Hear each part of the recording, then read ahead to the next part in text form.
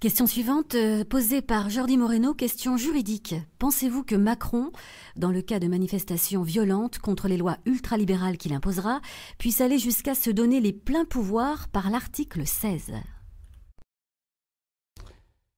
Il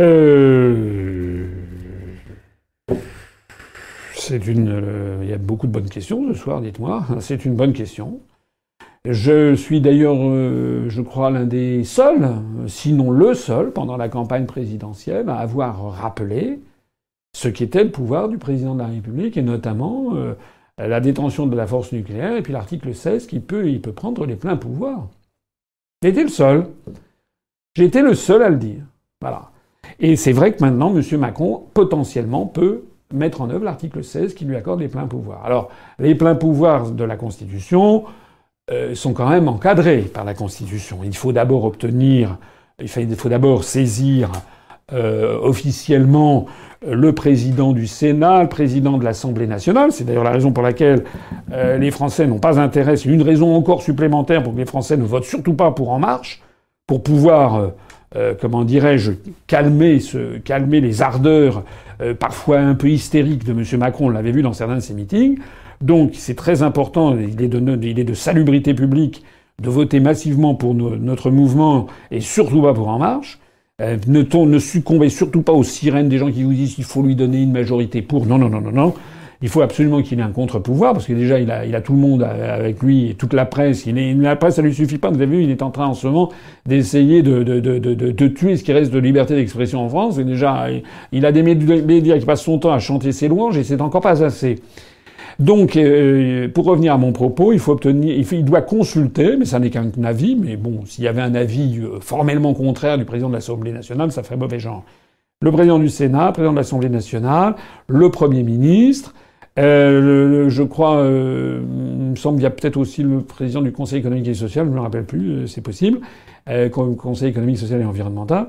Et puis, le président de la République peut prendre les pleins pouvoirs. Mais d'abord, il doit faire une annonce à la nation, et puis ensuite, c'est limité dans le temps. Mais cet internaute a raison. Malheureusement, il n'y aurait pas de possibilité, s'il le faisait, de s'y opposer réellement. Il faut savoir quand même que dans l'histoire de la Ve République, cet article 16, la Ve République qui est née en 1958, donc nous allons fêter l'année prochaine le 60e anniversaire de cette Constitution. La Ve République va devenir l'un des régimes les plus longs de l'histoire de France depuis la Révolution française, seulement dépassé par la Troisième République qui a duré de 1871-72 jusqu'à 1940. Donc d'ores et déjà, la Ve République se rapproche en durée. Il faut savoir qu'au cours de cette durée de 60 ans, pour l'instant, l'article 16 n'a été mis en œuvre qu'une seule fois. Une seule fois, par Charles de Gaulle, en 1962, au moment de ce qu'on a appelé le putsch des généraux d'Alger. Bon, c'est-à-dire il y avait 4 généraux qui avaient fait une espèce de putsch militaire, un pronunciamento, comme avait dit le général, pour s'attribuer le pouvoir qui ne leur était pas dû à Alger, pour s'opposer au pouvoir de Paris. Donc il s'agissait quand même la France était en train de virer à la guerre civile.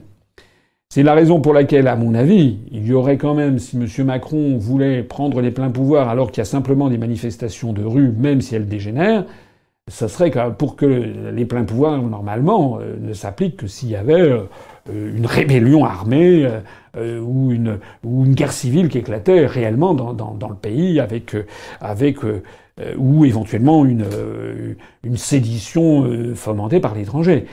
Je pense que ça serait difficile à M. Macron de faire valoir ça s'il y avait des manifestations. Mais enfin, il faut être vigilant, surtout avec un monsieur qu'on ne connaît pas, je l'ai dit l'autre fois.